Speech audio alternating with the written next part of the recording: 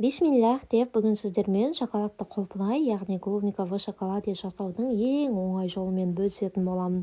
Қыздар, міндетті түрде дәл осы рецептпен жасап көріңіздер, бала-шағаларыңыз мәз болып жеп алады. Алдымен құлпынайларымызды осылай ыдысымызға салып, тап-таза етіп жуып аламыз. 2-3 қайтара жуыңыздар. Міне осылай реттеп тазалап жуып аламыз.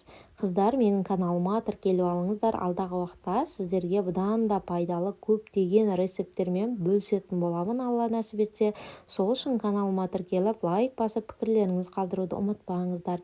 Жуып болғаннан соң осындай қағаз салфеткеге қойып, міндетті түрде біртіндеп сүртіп аламыз. Барлығын сүртіп болғаннан соң 10-15 минутқа морозильникке салып қоямыз.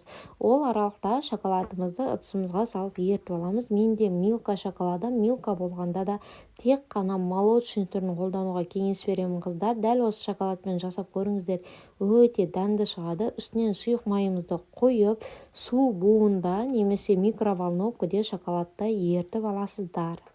Міне осылай ериді әп-әдемі болып. Одан соң құлпынайларымыздың осылай басын ұстап, шоколадқа жақсылап төбіне дейін малып аламыз. Артық шоколадын осылай сілкіп-сілкіп түсіріп тастаймыз. Ескерте кететін жайт, қыздар, мүлдем құлпынайларды шоколадқа малып болғаннан соң тарелканың өзіне қоюға болмайды. Міндетті түрде пергамент қағазын астына төсеңіздер. Себебі тарелкаға қоятын болсаңыздар, құлпынайлы шоколадтарыңыз бар ма, тарелкаға жабысып қалып, дұрыс алынбай қалуы мүмкін. Сол үшін пергамент қағазына қойыңыздар. Оформление үшін кез келген затты қолдануларыңызға болады.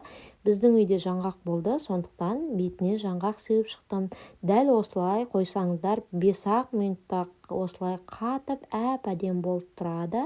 Міне достар, біздің шоколадты құлпынайларымыз дайын. Назарларыңызға рахмет, ас болсын. Сіздермен болған Жанар.